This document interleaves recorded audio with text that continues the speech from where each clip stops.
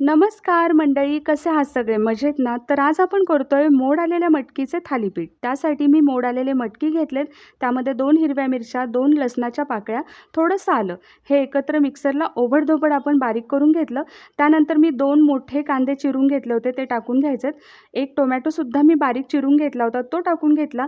मी अर्धी वाटी बेसन टाकलंय. तुम्ही जास्त बेसन यामध्ये टाकू शकता.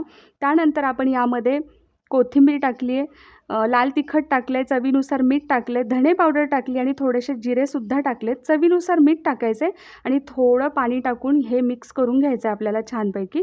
मी घट्टसर हे बॅटर तयार केलं आहे. तुम्ही घट्ट पीठ मळून हे थापूनसुद्धा घेऊ शकता. पहा, आपला छानपैकी थालीपीठ तयार होतो आहे.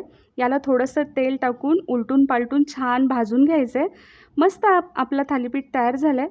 कसं झालं नक्कीच सांगा. तुम्हीसुद्धा नक्की करून बघा पौष्टिक थालीपीठ.